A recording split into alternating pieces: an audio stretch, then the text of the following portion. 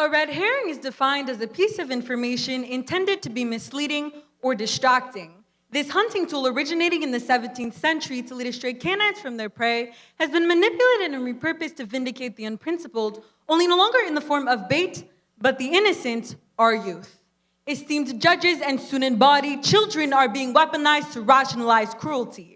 Our righteous youngsters are actively being exploited by immoral legislators, manifested through the fabrication of American history, racism, and the suppression of identity.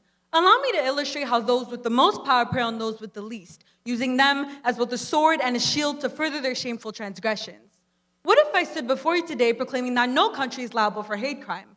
I'd be rewriting the past and fabricating a new truth. This is a reality for American lore today. Rather than educating Yankee youth based on the nation's unexpurgated history, textbooks are banned and internet documents possessing incriminating evidence are eradicated. Who's to blame? Trump's personal assassins in charge of annihilating content related to diversity, equity, and inclusion. In 2025, To Kill a Mockingbird was banned in classrooms across the states. A novel about a black man killed after being falsely convicted of rape, and the justification for this censorship?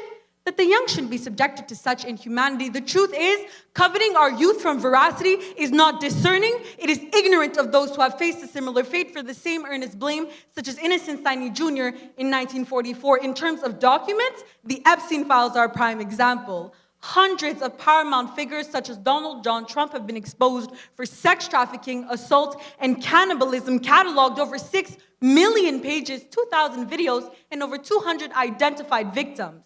This evidence has been on demand for release for over 2 decades, hidden with the argument of a false perception of these monsters being imposed on the public. While hidden, children have been made to idolize felons. The decision to selectively educate our youth is intentional. The less aware we are of the world around us and its fundamental foundation, the easier we become to manipulate into following a calculated agenda that only benefits the politically and socially wrong, who choose to wear a flawless facade rather than acknowledge the facts. Now, this divide dates all the way back to the Jim Crow era. November 14th, 1960, young black girls, Ruby Bridges, Leona Tate, Tessie Prevost, and Gail Etienne, dubbed the New Orleans Four, became the first persons of color to integrate exclusively white schools. Their names are now symbols of change and evolution, though not without a cost. The quartet faced merciless terrorism, were forced reschooling twice prior due to violence, and witnessed integration as a mortal sin plastered upon posters for simply seeking an education. Their very presence sufficed for mothers to justify disenrolling their children from schools. Ironically, these young girls weren't notable of mention until they were deemed threats to white children and used to mitigate the racism they faced, becoming the red herrings of their time.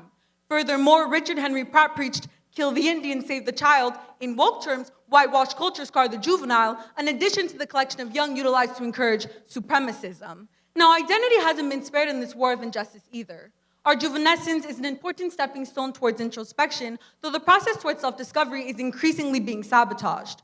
On August 30th, 2025, New Brunswick introduced Policy 713, which forced educators to refer to children solely by their names and pronouns assigned at birth. This policy served as a prime opportunity to trap misfit souls in their discomfort. Now, counterparts argued that without these implementations, we are puzzling, you guessed it, our youth. These very children who count on exposure to help mend and shape their characters have become pawns for what the government deems acceptable. In a century built up to celebrating diversity, we are actively setting back the clock. Rather than encouraging our children, applauding their journeys towards self-discovery, they are being stunted, punished with the implementation of these bigoted laws and policies. In conclusion, our youth are expected to succeed and shape the future, but how are they meant to do so when they are kept uninformed, cut off from their history, taught to feel shame towards diversity, and discouraged from discovering their own identities? It's time we be used to empower rather than weaponize, standing together, united by shared greatness. We reject a world sustained by hatred. Our youth stand for excellence, not enmity. Thank you.